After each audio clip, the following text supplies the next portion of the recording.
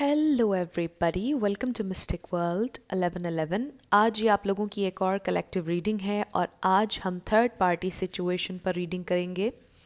ये भी highly requested video था। जितनी भी आप लोगों की रिक्वेस्ट होती हैं, मेरी पूरी कोशिश है कि मैं सबकी रिक्वेस्ट पर वीडियोस बनाऊं।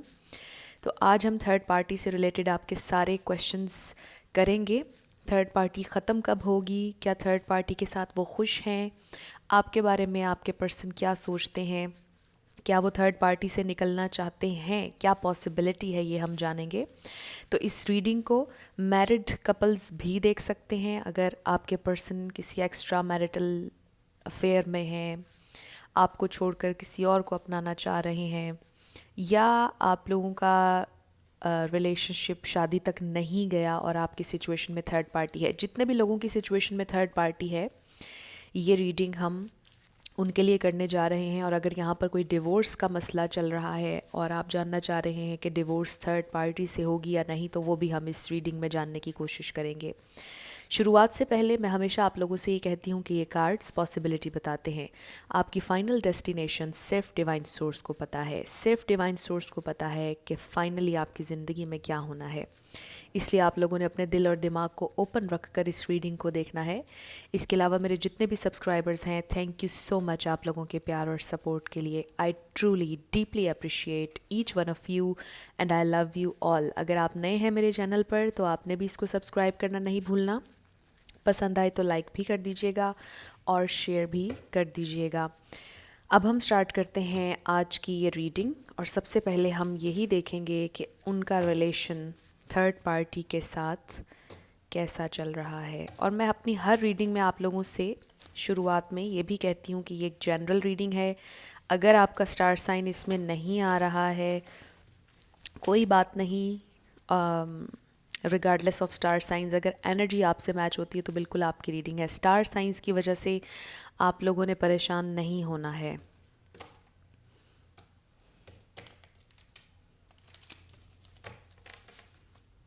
स्पिरिट हमें डिवाइनली गाइड कीजिएगा, डिवाइन मैसेज दीजिएगा कि उनका रिलेशन थर्ड पार्टी के साथ कैसा चल रहा है। डिवाइन मैसेज दीजिएगा। थर्ड पार्टी के साथ उनका रिलेशन कैसा चल रहा है, हमें डिवाइन मैसेज दीजिएगा।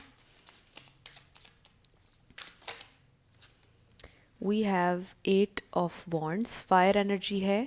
और मैं ये भी हमेशा कहती हूँ कि कलेक्टिव रीडिंग्स में सारे स्टार साइंस होते हैं। अगर मैं किसी के स्टार का नाम नहीं ले पाती हूँ तो आप लोगों ने इस पर परेशान नहीं होना है। आपने एनर्जी पर फोकस करना है कि एनर्जी आपसे रिलेट कर रही है या नहीं।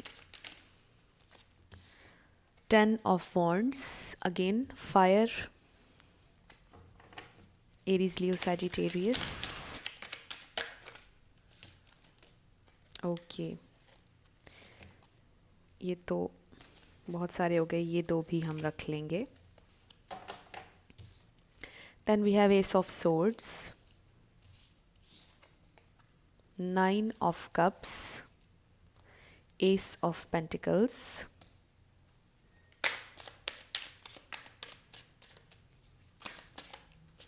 तो बहुत सारे हो गए।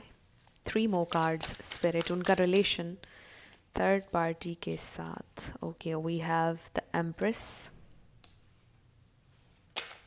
Okay, we have 4 of wands. आपका ये ट्विन फ्लेम कनेक्शन भी हो सकता है, सोलमेट कनेक्शन भी हो सकता है और बहुत ज़्यादा चैलेंजिंग है of course. Then we have 10 of pentacles.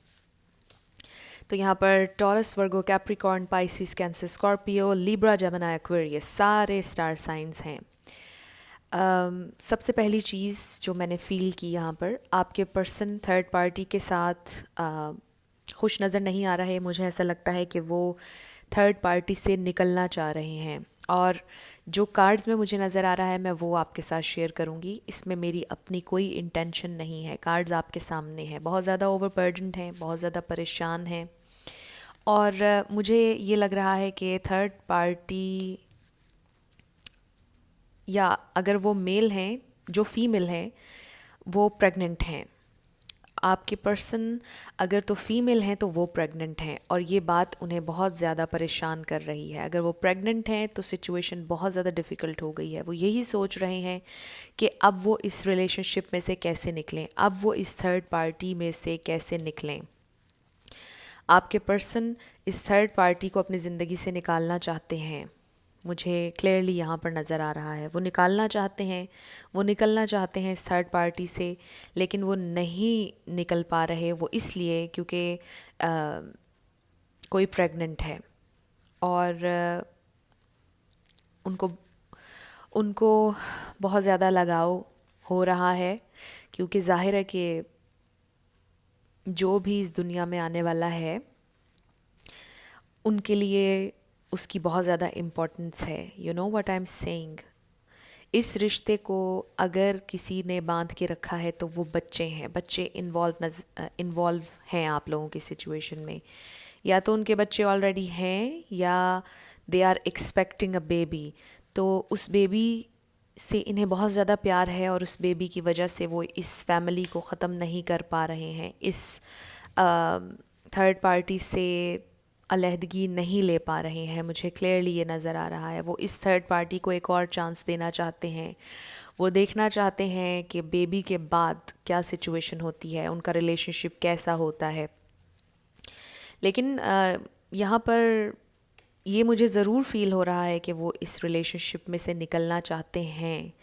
वो चाहते हैं इस थर्ड पार्टी में से निकलना। लेकिन आपको पता है कि जब बच्चे इन्वॉल्व हो जाते हैं तो लोग अपनी ज़िंदगी में बच्चों के लिए बहुत ज़्यादा सेक्रीफाइसेस करते हैं, बच्चों के लिए कॉम्प्रोमाइज़ करते हैं। और ये ज़रूरी भी होता है क्योंकि बच्चे सफ़र करते हैं और आप में से कुछ लोग शायद इस बात को अंडरस्टैंड भी करेंगे। और अगर किसी के बच्चे हैं तो ऑफ़ कोर्स हम उनको तोड़ना नहीं चाहेंगे। You know what I am saying. तो आज जो मुझे एनर्जी फील हो रही है इस रीडिंग में, मुझे ऐसा लगता है कि someone is expecting a baby. बच्चे इन्वॉल्व हैं आप लोगों की सिचुएशन में और आपके पर्सन बच्चों के लिए कॉम्प्रोमाइज़ करने के लिए रेडी हैं। इस थर्ड पार्टी को एक और चांस देने के लिए रेडी हैं।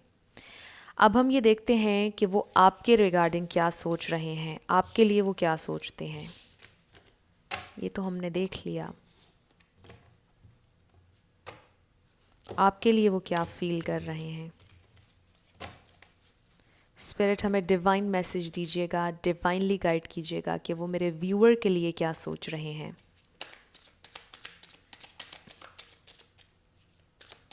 मेरे व्यूअर के लिए वो क्या सोच रहे हैं। स्पिरिट हमें डिवाइन मैसेज दीजिएगा। Okay, we have justice. Justice कार्मा का कार्ड भी है, बैलेंस का कार्ड भी है, लीगल मैटर्स का कार्ड भी है।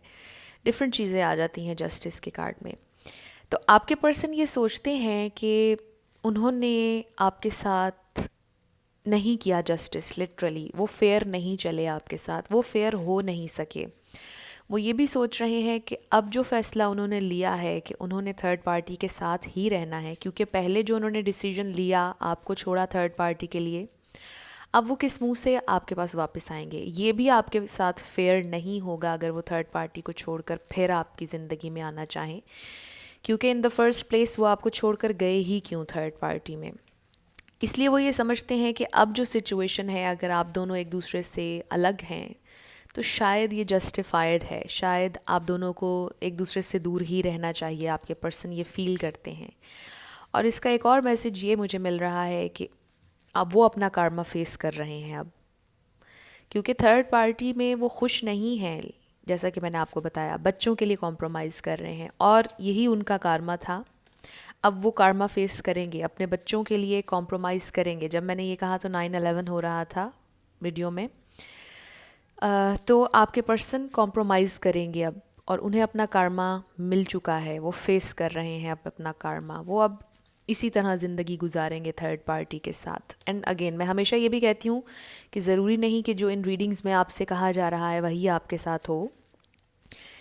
लाइफ कभी भी चेंज हो सकती है। चेंज ज़िंदगी में कभी भी आ सकता है, किसी भी लम्हे, किसी भी मिनट आ सकता है। और आपके पर्सन हो सकता है कि ज़िंदगी में कभी इस थर्ड पार्टी को छोड़ दें। ऐसा होता है। लेकिन अभी इस प्रेजेंट टाइम में वो थर्ड पार्टी को नहीं छोड़ना चाह रहे हैं क्योंकि वो बाउंड हैं, वो स्टक हैं, वो नहीं छोड़ सकते हैं।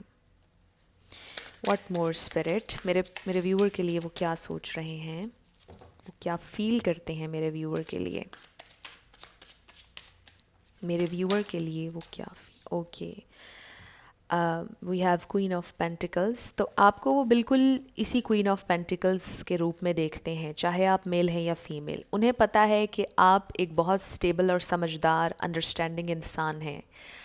आपको ज़िंदगी में कोई भी मिलेगा, यू नो, आपको बहुत सी अपॉर्चुनिटीज़ मिलेंगी क्योंकि आप हैं ही इतने लवेबल, आप हैं ही इतने अच्छे कि आपको ज़िंदगी में और बहुत सी चॉइसेस मिलेंगी और आप ज़्यादा से ज़्यादा, बेहतर से बेहतर, आप बेस्ट डिज़र्व करते हैं। आपके पर्सन आपको काफ़ी हाईली देखते हैं और उनको ये लगता है कि यही जस्टिस है कि वो आपसे दूर रहें, यही आपकी एनर्जी के लिए, आपकी प्रोटेक्शन के लिए ज़रूरी है और बेहतर है कि वो आपसे दूर रहें। उनका स्टेट ऑफ माइंड इस वक्त मुझे ये नज़र आ रहा है। उनको ये भी लगता है कि शायद आप अभी भी उनका इंतज़ार कर रहे हैं, शायद आप अभी भी उस कमिटमेंट का इंतज़ार कर रहे हैं जो वो आपको नहीं दे पाए हैं। वो ये भी फील करते हैं कि शायद आप अभी भी उनका इंतज़ार करते हैं। और वो जब ये सोचते हैं कि आप उनका इंतज़ार कर रहे हैं तो फिर वो सोचते हैं कि ये आपके साथ जस्टिस नहीं होगा अगर आप अभी भी उनका इंतज़ार करते रहेंगे, क्योंकि वो ये समझते हैं कि शायद वो आपको अब हैप्पीनेस नहीं दे पाएंगे, शायद आप लोगों का रिलेशनशिप अब पहले जैसा नहीं हो सकता है अगर वो आपके पास वापस आ भी जाएं। क्योंकि ज़िंदगी में कुछ चीज़ें ऐसी होती हैं कि जिन्हें हम चाहकर भी नहीं भुला पाते, उनका अफेक्ट हमारी ज़िंदगी में रहता है और आपके जहन में वो अफेक्ट शायद रहे कि वो आपको छोड़कर गए थे किसी और के पीछे। Then we have 7 of swords, Knight of swords। उन्होंने आपको छोड़ा, उन्होंने आपको, शायद आप में से कुछ लोगों को शायद उन्होंने ये नहीं बताया कि उनकी शादी हो चुकी है। आप में से कुछ लोगों को शायद उन्होंने ये भी नहीं बताया कि they are expecting a baby. शायद ये उन्होंने आपसे छुपाया हुआ है या छुपाया था और जब रिवील हुआ तो आप लोगों की अलहदगी हो गई या आप लोगों में लड़ाई हो गई। मे बी आपके भी बच्चे हैं और उन्होंने आपको छोड़ दिया और थर्ड पार्टी के पीछे चले गए with the queen of pentacles. Motherly figure है, चाहे आप मेल हैं या फीमेल हैं। हो सकता है कि आप सिंगल पेरेंट हों, जैसे आपसे रेजोनेट करे आपने मैसेजेस को वैसे लेना है। तो आपके पर्सन आपको क्लैरिटी नहीं दे सकते हैं, वो ये बात जानते हैं, वो आपको खुलकर सच्चाई नहीं बता सकते हैं। मे बी आप लोगों को ऑलरेडी मालूम हो गया हो कि उनके घर में they are expecting a baby या ऑलरेडी चिल्ड्रन हैं इन्वॉल्व, और ये बात जब आपको पता चली तो आप लोगों की लड़ाई हुई। फॉर सम ऑफ़ यू हो सकता है कि आपको ये बात बिल्कुल भी पता ना हो और वो आपसे ये बात छुपाना चाहते हैं, नहीं बताना चाहते आपको। वो क्लियरली आपको शायद बताना चाहते हैं लेकिन बता नहीं पा रहे हैं। स्पिरिट में डिवाइनली गाइड कीजिएगा वो मेरे व्यूअर के लिए और क्या फील करते हैं। 10 ऑफ सोर्ड्स, आप लोगों की एंडिंग हुई exactly. We have knight of pentacles, 5 of pentacles. उन्होंने आपको अकेला छोड़ा, आपने बहुत बहुत ज़्यादा पेन इस रिलेशनशिप में महसूस की है, बहुत तकलीफ़ दी है उन्होंने आपको और वो ये जानते हैं, वो ये जानते हैं कि उन्होंने आपके साथ ठीक नहीं किया है और उन्हें इस बात का बहुत दुख होता है, उन्हें बहुत ज़्यादा तकलीफ़ होती है। वो आपको कमिटमेंट देना चाहते थे लेकिन अनफॉर्चुनेटली वो नहीं दे पाए। उन्होंने आपको अल्टीमेटली अकेला छोड़ा, आपको अकेला किया, क्योंकि जब वो आपको कमिटमेंट देने के लिए रेडी हो रहे थे, जब वो छोड़ना चाह रहे थे थर्ड पार्टी को, उसी वक्त उनको ये ख़बर मिली शायद कि they are expecting a baby, और उसी वक्त फिर उन्होंने एक फौरी तौर पर डिसीजन लिया, एक सडन डिसीजन लिया और आपसे अपना रास्ता अलग कर लिया। तो ये एक स्पेसिफिक मैसेज था।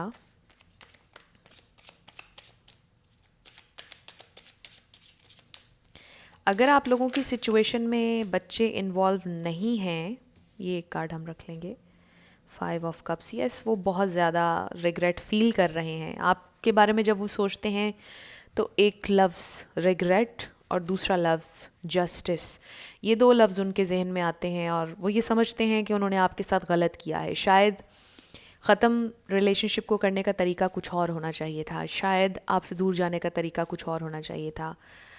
आपकी कमी वो फ़ील करते हैं, लेकिन उससे भी बढ़कर उन्हें तकलीफ़ है कि उन्होंने आपके साथ सही नहीं किया है। उन्हें बहुत ज़्यादा सैडनेस, रिग्रेट, पेन, बहुत दुख है उन्हें आपसे अलहदगी का, या जो भी आप इसको कह लें कि आपकी यूनियन नहीं हो पाई, हो नहीं सकती है। वो शायद अभी भी ये सोचते हैं कि आप लोगों के दरमियान कोई पॉसिबिलिटी नहीं है, और ये बात उन्हें और ज़्यादा मायूसी में डालती है। We have 5 toys.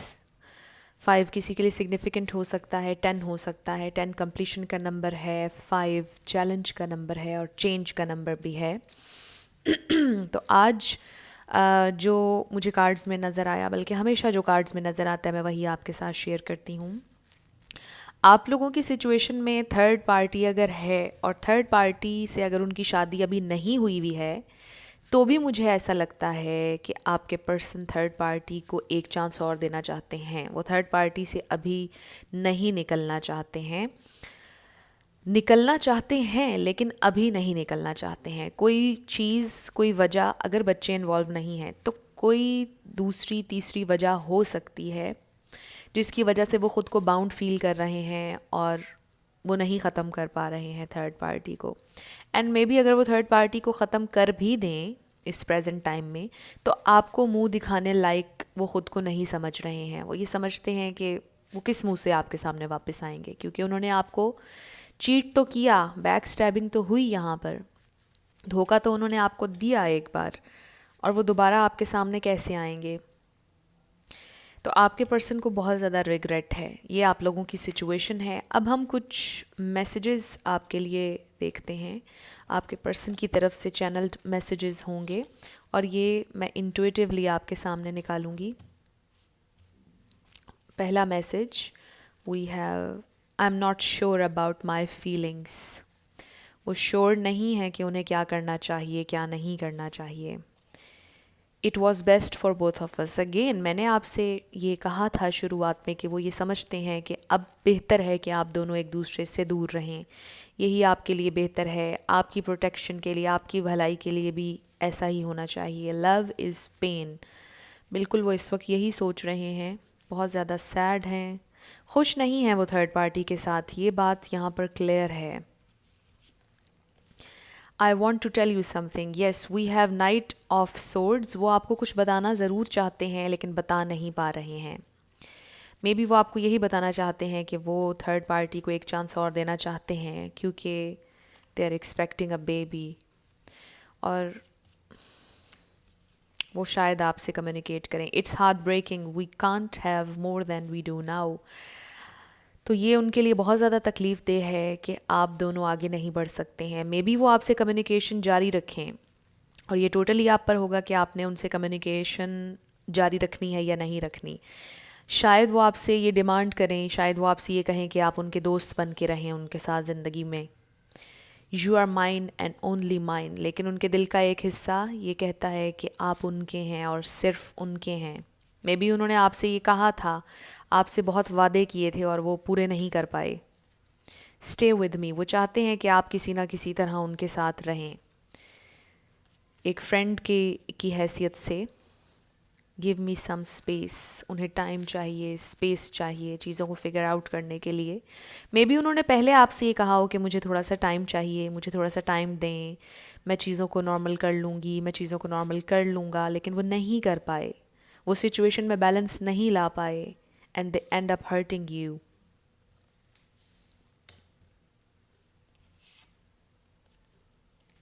I still love you, yes they still love you.